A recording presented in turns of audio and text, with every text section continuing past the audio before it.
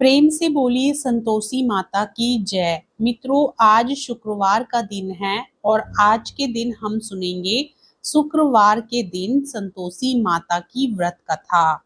अगर आप शुक्रवार का व्रत करते हैं तो शुक्रवार की व्रत कथा अवश्य सुननी या पढ़नी चाहिए। ऐसा करने से माता की पूजा अर्चना संपूर्ण होती है।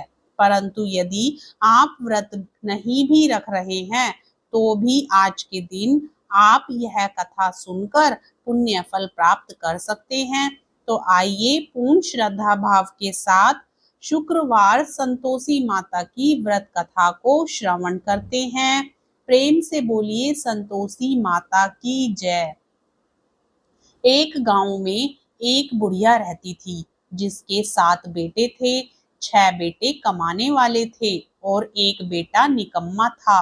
बुढ़िया माँ 6 पुत्रों का झूठा 7वें पुत्र को देती। 7वां पुत्र एक दिन अपनी पत्नी से बोला, देखो मेरी माता का मुझ पर कितना प्रेम है। वह बोली, क्यों नहीं, सबका झूठा बचा हुआ तुमको खिलाती है। वह बोला, जब तक आंखों से ना देख लूं मान नहीं सकता। पत्नी ने हंसकर कहा, देख लोगे तब तो मानोगे। कुछ दिन बाद एक बड़ा त्योहार आया। घर में 7 प्रकार के भोजन और चूरमा के लड्डू बने। वह पत्नी की बात को जांचने के लिए सिर दर्द का बहाना बनाकर पतला कपड़ा सिर पर ओढ़कर रसोई घर में जाकर सो गया और कपड़े में से सब देखता रहा। 6 भाई भोजन करने आए। उसने देखा माँ ने उनके लिए सुंदर सुंदर आसन बिछाए, 7 प्रकार की रसोई परोसी और आग्रह कर करके उन्हें भोजन कराती रही। वह देखता रहा। 6 भाई भोजन कर उठ गए। तब माँ ने उनकी 5 थालियों में से लड्डुओं के टुकड़ों को उठाया और एक लड्डू बनाया। जूठन साफ कर माँ ने उसे पुकारा, उठ बेटा उठ, तेरे भाइयों ने भोजन कर लिया, तू भी उठकर भोजन कर ले। उसने कहा, माँ मुझे भोजन नहीं करना, मैं परदेश जा रहा हूँ। माता ने कहा, कल जाना हो तो आज ही जा। वह बोला, हाँ हाँ जा रहा हूँ। यह कहकर वह घर से निकल गया। चलते समय उसे पत्नी की याद आई। वह गौशाला में कंडे थाप रही थी। वहां जाकर वह बोला, मेरे पास तो कुछ नहीं है, यह अंगूठी है, सो ले लो और अपनी कोई निशानी मुझे दे दो। वह बोली, मेरे पास क्या है, यह गोबर भरा हाथ है। यह कहकर पत्नी ने उसकी पीठ पर गोबर के हाथ की थाप मार दी। वह चल दिया। चलते चलते दूर देश में पहुंचा। वहां एक साहूकार की दुकान थी। वहां जाकर बोला, सेठ जी मुझे नौकरी पर रख लो। साहूकार को नौकर की सख्त जरूरत थी। साहूकार ने कहा, काम देखकर तनख्वाह मिलेगी। उसने कहा, सेठ जी जैसा आप ठीक समझें। उसे साहूकार के यहाँ नौकरी मिल गई। वह वहां दिन रात काम करने लगा। कुछ दिन में दुकान का लेन देन, हिसाब किताब, ग्राहकों को माल बेचना, सारा काम करने लगा। साहूकार के 7-8 नौकर थे। वे सब चक्कर खाने लगे। लेकिन उसने अपनी लगन, परिश्रम और ईमानदारी से सभी को पीछे छोड़ दिया। उसे अपने किए का फल मिला। सेठ ने भी उसका काम देखा और 3 महीने में ही उसे मुनाफे में साझीदार बना लिया। परिश्रम करते करते 12 वर्ष में ही वह नगर का नामी सेठ बन गया और सेठ अपना सारा कारोबार उस पर छोड़कर बाहर चला गया। इधर उसकी पत्नी पर क्या बीती वह सुने। सास ससुर उसे दुख देने लगे। गृहस्थी का काम करवाकर उसे लकड़ी लेने जंगल में भेजते। इस बीच घर की रोटियों के आटे से जो भूसी निकलती उसकी रोटी बनाकर रख दी जाती और फूटे नारियल की नरेली में पानी दिया जाता। इस तरह दिन बीतते रहे। एक दिन वह जब जंगल में लकड़ी लेने जा रही थी तब उसे रास्ते में बहुत सी स्त्रियां संतोषी माता का व्रत करती दिखाई दी। वह वहां खड़ी होकर पूछने लगी, बहनों, तुम यह किस देवता का व्रत करती हो और इसके करने से क्या फल होता है? इस व्रत के करने की क्या विधि है? यदि तुम अपने इस व्रत का विधान मुझे समझाकर कहोगी तो मैं तुम्हारा बड़ा एहसान मानूंगी। उनमें से एक स्त्री बोली, सुनो, यह संतोषी माता का व्रत है। इसके करने से निर्धनता दरिद्रता का नाश होता है, लक्ष्मी आती है, मन की चिंताएं दूर होती हैं, मन को प्रसन्नता और शांति मिलती है।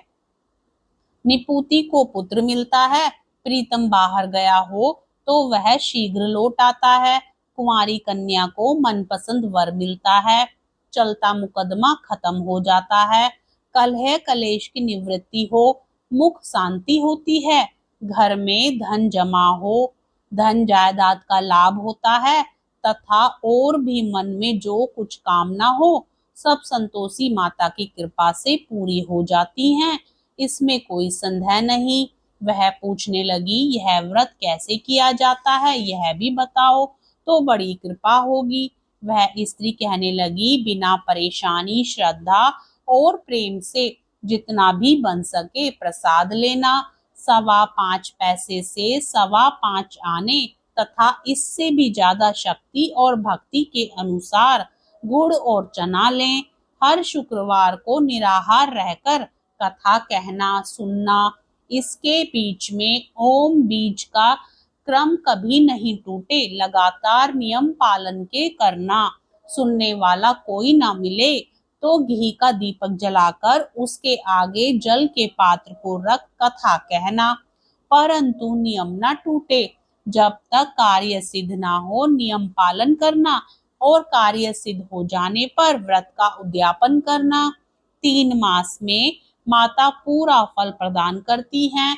यदि किसी के ग्रह खोटे हैं तो भी माता 1 वर्ष में अवश्य उनको अनुकूल करती हैं। कार्य सिद्ध होने पर ही उद्यापन करना चाहिए, बीच में नहीं। उद्यापन में 2.5 सेर आटे का खाजा तथा इसी अनुसार खीर तथा चने का साग बनाना, 8 बच्चों को भोजन कराना, जहां तक मिले देवर जेठ भाई बंधु कुटुंब के लड़के लेना, ना मिले तो रिश्तेदार और पड़ोसियों के लड़के बुलाना, उन्हें भोजन करा यथाशक्ति दक्षिणा दे। माता का नियम पूरा करना, ध्यान रखना उस दिन घर में कोई खटाई नहीं खाए। यह सुन वह वहां से चल दी। रास्ते में लकड़ी के बोझ को बेच दिया और उन पैसों से गुड़ चना ले माता के व्रत की तैयारी कर आगे चली।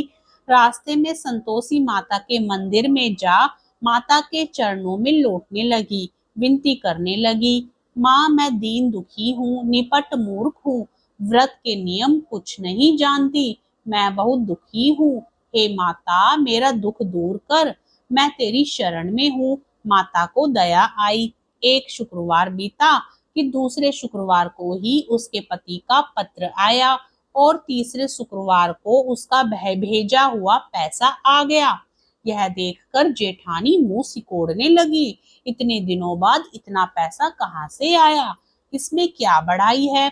लड़के ताना देने लगे, काकी के पास अब पत्र आने लगे, रुपया आने लगा, अब तो काकी की खातिर बढ़ेगी, अब तो काकी बोलने से भी नहीं बोलेगी। बेचारी सरलता से कहती, भैया पत्र आए, रुपया आए तो हम सबके लिए अच्छा है। ऐसा कहकर आंखों में आंसू भरकर संतोषी माता के मंदिर में जा मातेश्वरी के चरणों में गिरकर रोने लगी।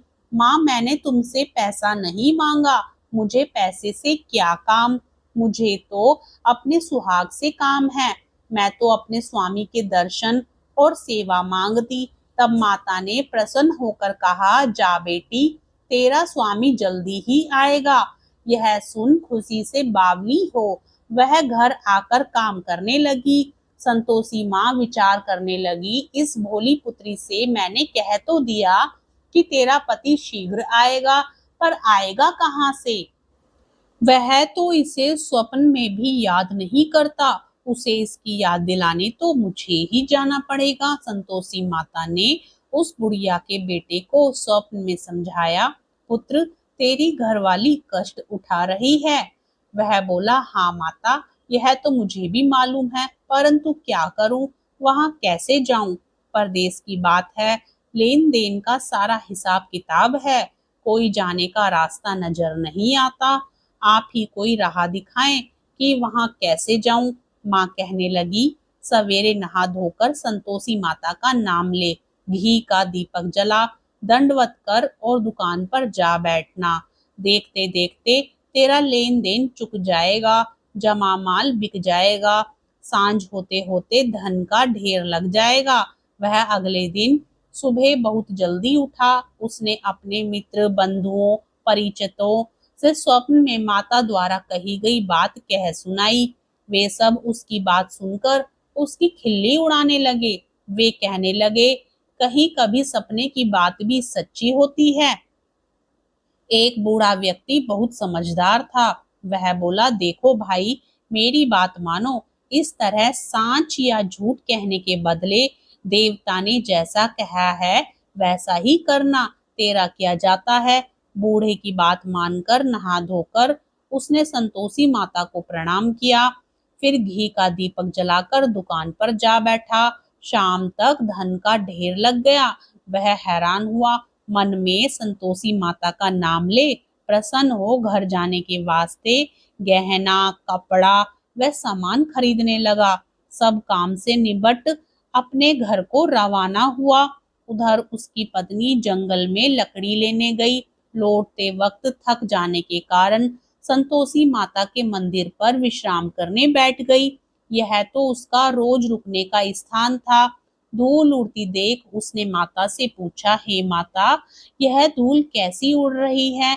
माँ ने कहा, हे पुत्री, तेरा पति आ रहा है। अब तू ऐसा कर, लकड़ियों के 3 बोझ बना, एक नदी के किनारे रख, दूसरा मेरे मंदिर पर और तीसरा अपने सिर पर रख। तेरे पति को लकड़ी का गट्ठा देखकर मोह पैदा होगा।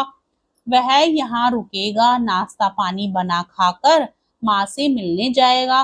तू लकड़ी का बोझ उठाकर जाना और बीच चौक में गट्ठा डालकर 3 आवाज जोर से लगाना, लो सासू जी लकड़ियों का गट्ठा लो, भूसे की रोटी दो, नारियल के खोपरे में पानी दो, आज कौन मेहमान आया है।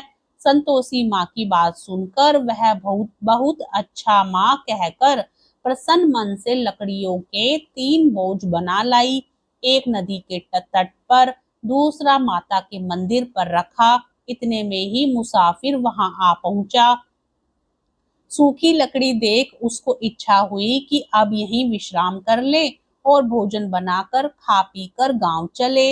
इस प्रकार भोजन कर विश्राम कर वह अपने गांव में आ गया। उसी समय बहू सिर पर लकड़ी का गट्ठा लिए आई। उसने गट्ठे को आंगन में डाला, जोर से 3 आवाजें दी, लो सासू जी लकड़ी का गट्ठा लो, भूसे की रोटी दो, नारियल के खोपरे में पानी दो, आज कौन मेहमान आया है। यह सुनकर सास ने अपने दिए हुए कष्टों को भुलाने के लिए कहा, बहू तू ऐसा क्यों कहती है, तेरा मालिक ही तो आया है, बैठ मीठा भात खाकर कपड़े गहने पहन। पत्नी की आवाज सुनकर उसका स्वामी बाहर आया और उसके हाथ में पहनी अंगूठी देख व्याकुल हो गया। उसने माँ से पूछा, माँ यह कौन है? माँ बोली, बेटा तेरी पत्नी है, आज 12 वर्ष हो गए, जब से तू गया है तब से सारे गांव में जानवर की तरह भटकती फिरती है, काम काज कुछ करती नहीं, 4 समय खाकर जाती है, अब मुझे देखकर भूसे की रोटी और नारियल के खोपरे में पानी मांगती है। वह बोला, माँ मैंने इसे भी देखा है और तुम्हें भी, मुझे दूसरे घर की चाबी दो, मैं उसमें रहूंगा।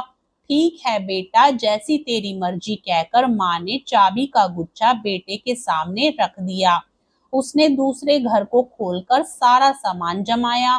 एक ही दिन में वहां राजा के महल जैसा ठाट बाट बन गया। अब क्या था, वह सुख भोगने लगी। अगला शुक्रवार उसने पति से कहा, मुझे संतोषी माता का उद्यापन करना है। पति बोला, बहुत अच्छा, खुशी से कर लो। वह उद्यापन की तैयारी करने लगी। जेठ के लड़कों को भोजन के लिए कहने गई। उन्होंने मंजूर किया, परंतु पीछे से जेठानी ने अपने बच्चों को सिखलाया, देखो रे, भोजन के समय सब लोग खटाई मांगना, जिससे उसका उद्यापन पूरा ना हो। लड़के भोजन करने आए, खीर पेट भर खाई, परंतु याद आते ही कहने लगे, हमें कुछ खटाई खाने को दो, खीर खाना हमें भाता नहीं, देखकर अरुचि होती है। लड़के उठ खड़े हुए, बोले, पैसे लाओ। भोली बहू कुछ जानती ना थी, उसने उन्हें पैसे दे दिए। लड़कों ने बाजार जाकर उन पैसों से इमली खरीदी और खाई। यह देखकर बहू पर माताजी ने कोप किया। राजा के दूत उसके पति को पकड़ कर ले गए। अब सब मालूम हो जाएगा जब जेल की रोटी खाएगा। बहू से यह वचन सहन नहीं हुए। वह संतोषी माता के मंदिर में गई और कहने लगी, माता तुमने यह क्या किया? हंसाकर क्यों रुलाने लगी? माता बोली, पुत्री तूने मेरा व्रत भंग किया है, इतनी जल्दी सब बातें भुला दी। वह बोली, माता भूली तो नहीं हूँ, ना कुछ अपराध किया है, मुझे तो लड़कों ने भूल डाल दिया, मुझे क्षमा करो माँ। माँ बोली, ऐसी भूल भी कहीं होती है? वह बोली, अब कोई भूल नहीं होगी, अब बताओ मेरे पति कैसे आएंगे? माँ बोली, पुत्री जा, तेरा पति तुझे रास्ते में ही आता मिलेगा। वह मंदिर से निकलकर बाहर आई तो रास्ते में उसे अपना पति आता हुआ मिला। उसने पूछा, कहाँ गए थे? वह बोला, इतना धन जो कमाया है उसका कर राजा ने मांगा था, वह भरने गया था। वह प्रसन्न होकर बोली, भला हुआ, अब घर चलो। फिर अगला शुक्रवार आया। वह बोली, मुझे माता का उद्यापन करना है। पति ने कहा, ठीक है करो। वह फिर जेठ के लड़कों से भोजन को कहने गई। जेठानी ने लड़कों को सिखा दिया कि तुम पहले ही खटाई मांगना। लड़के भोजन करने बैठे, लेकिन भोजन करने से पहले ही कहने लगे, हमें खीर पूरी नहीं भाती, जी बिगड़ता है, कुछ खटाई खाने को दो। वह बोली, खटाई खाने को नहीं मिलेगी, खाना हो तो खाओ। उनके उठकर चले जाने पर उसने ब्राह्मणों के लड़के बुलाकर भोजन करवाया। दक्षिणा की जगह उन्हें एक एक फल दिया। इससे संतोषी माता प्रसन्न हो गई। माता की कृपा से 9 माह बाद उसको चंद्रमा के समान एक सुंदर पुत्र प्राप्त हुआ। पुत्र को लेकर वह प्रतिदिन संतोषी माता के मंदिर में जाने लगी। माँ ने सोचा कि यह रोज आती है, आज क्यों ना मैं ही इसके घर चलूं, इसका आसरा देखूं तो सही। वह विचार कर माता ने भयानक रूप बनाया और गुड़ और चने से सनामुख, ऊपर से मुंड के समान होठ, उस पर मक्खियां भिन भिना रही थी। दहलीज में पैर रखते ही उसकी सास चिल्लाई, देखो रे, कोई चुड़ैल डाकिनी चली आ रही है, लड़को इसे भगाओ नहीं तो सबको खा जाएगी। बहू रोशनदान से देख रही थी। वह प्रसन्न हो उठी, आज मेरी माता मेरे घर आई हैं। यह देखकर उसने दूध पीते बच्चे को गोद से उतार दिया। इस पर उसकी सास क्रोध में भरकर बोली, अरे रांड, इसे देखकर कैसी उतावली हुई है जो बच्चे को पटक दिया।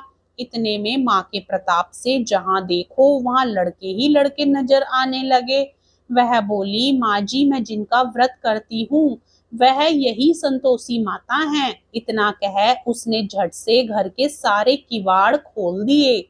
सबने माता के चरण पकड़ लिए और विनती करके कहने लगे, हे माता, हम मूर्ख हैं, अज्ञानी हैं, तुम्हारे व्रत की विधि हम नहीं जानते, तुम्हारा व्रत भंग कर हमने बड़ा ही अपराध किया है। हे माता, आप हमारे अपराधों को क्षमा करो।